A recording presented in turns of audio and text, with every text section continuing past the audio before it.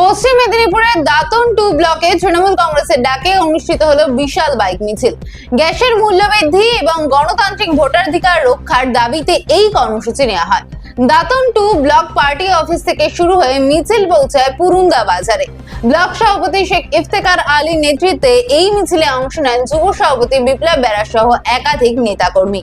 মিছিলে 26 দিদি বার্তার পাশাপাশি লক্ষ্মীর ভান্ডারে অতিরিক্ত 500 টাকা এবং নতুন যুবসাথী প্রকল্পে মাসে 1500 টাকার প্রতিশ্রুতিও তুলে ধরা হয়। রাস্তা জুড়ে বাইকের গর্জন আর স্লোগানে মুখর হয়ে ওঠে গোটা এলাকা।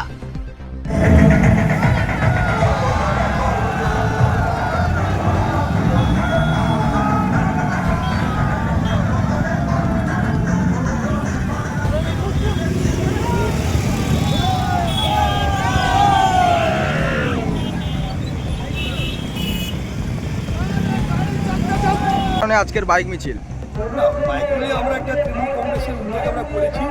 আমি প্রথমে খুবই খুশি, প্রায় 1000 বাইক আমরা ঠাকুরগা ধরুসপুর পার্টি অফিস থেকে ঝালদা হয়ে হরিপুর হয়ে রসুলপুর আমরা এসে পৌঁছেছি।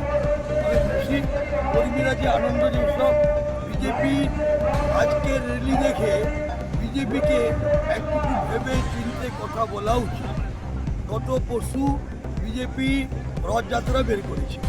রথযাত্রা 10-15 জনকে নিয়ে পুরো ব্লকে ঘুরছে।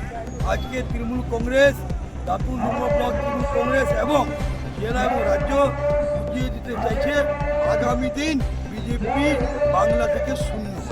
দাদা 14 তারিখ ব্রিগেড মাঠে মোদি আসছে। মোদি আসলে আসুক, আমার কি আসে যায়, মোদি আজকে নতুন থাকে। ভোট আসলে মোদি আসে, অমিত শাহ আসে, সবাই আসে।